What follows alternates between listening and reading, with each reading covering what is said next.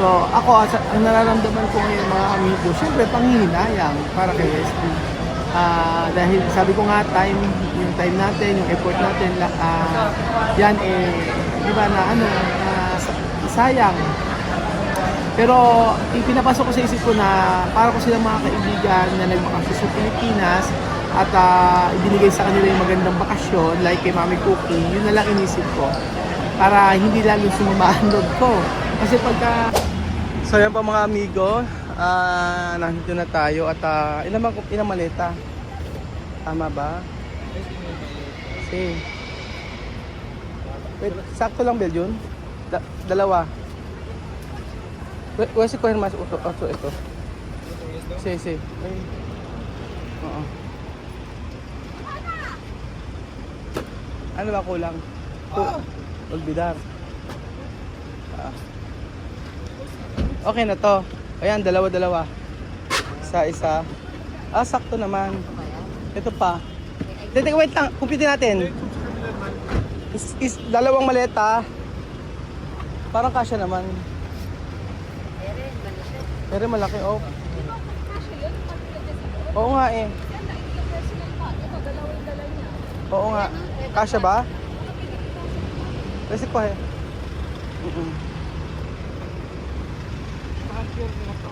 Ha? Tanker ito, puro ticket lang. Sakto ba? Oo, tanker lang. Ano naging kasya? Kasi baga, 46 ang isang tao, plus 7 plus 5. 46 pero dalawa kay Wesley. Oo nga.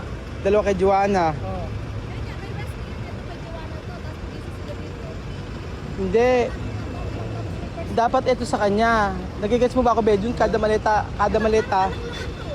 Oo nga. Di ba dalawang maleta? O dalawang maleta kay Joanna, tapos ang hand carry.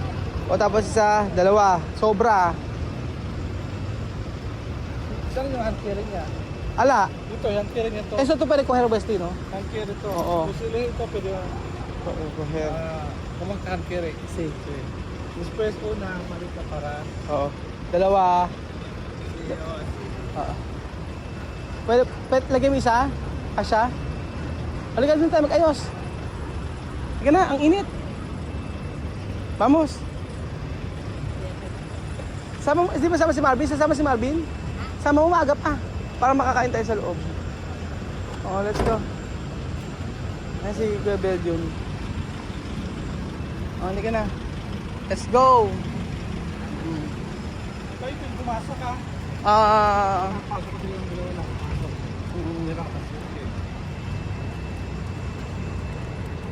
Kasi lang kami naging nakadulo. Edit daw muna siya. Oo, ang maganda sigurong isipin na lang natin nagbakasyon na lang sila. 'Di ba? Madam, kinakausap kita. Opo, andito ako, madam. Sabi ko, isipin na natin nagbakasyon sila. Ganun na lang. Oo. Kanina nalulungkot siya. Iyak ng iyak nga. Ayan, okay na sila. Oh. Joanna! Bye-bye. Happy. Mamaya Laging ka, masaya. mamaya. Happy. Later. Si Benji, ka. Kaya ba? Let's. Kumain tayo. Asan yung ticket?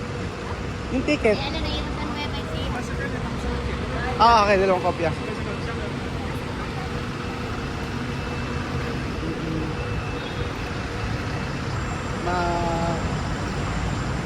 Kung alam niyo lang po kahapon yung ano namin yung eksena kahapon, grabe. Parang nasa pelikula. Grabe, napaka-intense kahapon. Pero masaya ngayon na nakaka-smile si Joanna. Sige na. Kasi vamos. Oo.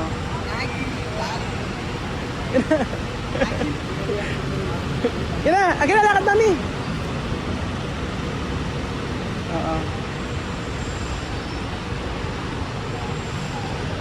Napakalaki ng part ni din sa nangyari kahapon. Kasi talaga hindi talaga okay ang sitwasyon kahapon ng kagabi. As in lahat. May grab ano pala dito.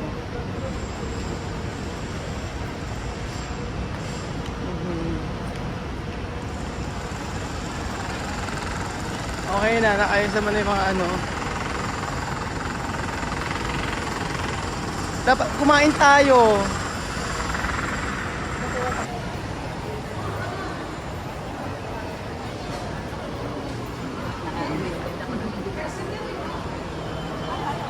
Dito, ano mo tayo? Hindi ko nga alam kung saan eh. Kasi maaga pa. Oo. Maaga pa eh, kumain muna tayo. O yan, kumain muna tayo. May tambayan pala dito eh. Ang ganda na pala ngayon sa airport mga amigo, di ba? May tambayan. Tambayan. O, dito tayo. Oh. Answer lang to bilete. Kasi nga. Hawak lang niya si Barney. Dito na, kain tayo. Hindi kasi malamig. Kaso masigit lumakad. Ano ba pagkain? Order tayo. Ano na? Ang daming kasi. Ramen. Oo nga, may sinunod sa ramen. Ano gusto nyo? Oo. Si Arjan lang. Ayan. CR muna sila. Malaki po mga amigo yung ano, ginawang ano ni Denny. Kasi kagabi, pinipil po namin na pag-isipang mabuti, pag-isipan. Sila na nagsabi na pag-isipang mabuti kung uuwi, ganyan. Pag-isipang mabuti kung gusto nyo talaga nilang umuwi. Kung gusto niya si Wesley ay isasama, ganon. Gusto basta ang ano nila kasi is para sa bata na makapag-aral dito. Kaso may mga desisyon kasi talaga na nanay lang ang dapat masunod dahil minor de edad si Wesley. So isang banda, ang nakita ko kasi kahapon dito is yung marami kaming pinag-anuhan, pinag-diskusyonan, as in, sobra, kay Belgium ako, ganyan, nag-ano na sa ng loob, mga ganun-ganon. Pero sabi yan gano'n, ang importante kasi is magkasundo pa rin sa uli. So ako, ang nararamdaman ko ngayon mga amigo, syempre panghihinayang para kay Wesley. Dahil sabi ko nga, yung time natin, yung effort natin, yan di ba na ano, sayang. Pero ipinapasok ko sa isip ko na para ko silang mga kaibigan na nagbakasyon sa Pilipinas at ibinigay sa kanila yung magandang bakasyon like kay Mami Cookie, yun na lang inisip ko para hindi lalo sumamaan loob ko. Kasi pagka inisip ko na bakit ganyan naman si Joanna, anong klase niya na yan, ba't hindi binigay yung magandang future para sa kanyang anak, di ba? Bakit napaka-selfish, ganyan. Kung isipin ganun eh, pero tinaano ko sa magandang positibo na kung saan sabi ko, syempre bawat tao may desisyon, tapos yung desisyon niya yun, tingin ko makapagpapasaya sa kanya o ano man yung layunin niya. Pero ang mahalaga kasi aalis sila dito ng hindi basag ang puso ko, durog na durog, hindi ganon. Gusto ko umalis sila dito na kung saan ay makakausap ko pa rin sila. Kaya sabi ko si Wesley, pag nag-18 years old ka, sige, pag-iipunan natin yung ticket mo para makapagbakasyon ka dito kung gusto mo. Ganun lang. Ganon. Kasi siyempre, ano naman pagka itinuring mo kasi family, itinuring mo isang tao, like sila siya mami, ganyan, ano man yung mangyari, at the end of the day, magiging mabuti ka pa rin para sa kanila, kahit ano yung mga nangyari, ano man yung mga nangyari, ano man yung mga, pero right now, ikukwento ko sa inyo, lahat-lahat, ang gusto ko lang talaga ngayon is, umuwi sila ng happy, umuwi sila ng masaya. So, ayan po mga amigo, umu-orders kay Belgium. Alam nyo sa akin, marami na nangyari sa mga anak niya. Pero parang nabunutan ako ng tinik sa puso ko kasi every time na si Bambino, kinakamusta ko, si Liam, yung anak niya, kinakamusta ko, parang nandun yung takot, gano'n. Parang nararamdaman ko ano ba nangyayari. Diba? Ayoko na ulit yung kay Ilan, yung ganoon. Kaya sabi ko nung time na nag-isip na siya na uwi na siya, siyempre parang inisip ko na siguro para na lang din sa mga bata noon. Pag dumating yung time na sila ay maging okay in the future, kung merong kung may pagkakataon, pwede sila dito na mag-stay kung bakasyon lang. Pero responsibility, I think, hindi na, ayoko ng responsibility na yung alam niyo na parang, ano ba, anong nangyayari. Ay, doon lang muna kayo.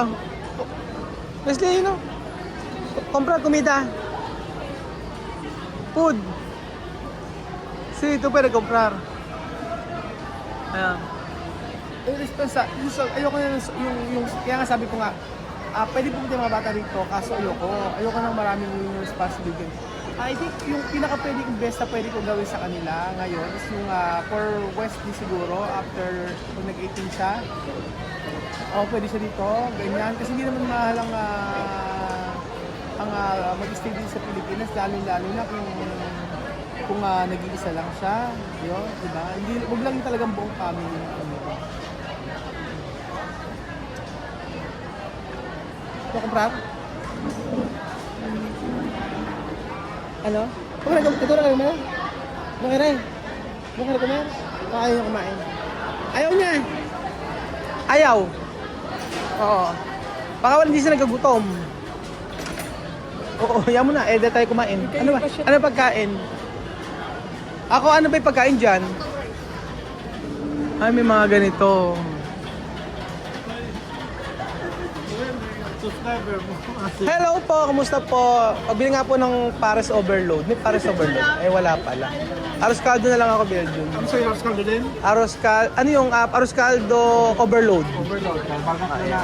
Oo. Chicken daw siya. Bumili ko ng chicken. Lars Caldo din. Si Marvin. Panalo yung arroz. Magkano yung arroz caldo overload? 280 po. Tubong lugaw, ha? Tubong lugaw. Oo. May subscriber tayo. Tubong lugaw, di ba, ma'am? Ayaw kumain ni Joanna. Bakit kaya?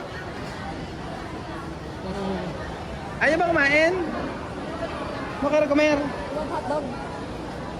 Salchicha. One hotdog. Berenjena. Kain. Pollo. No quiere comer. Pero comer la avión. No quiere también. Para tú ser sexy.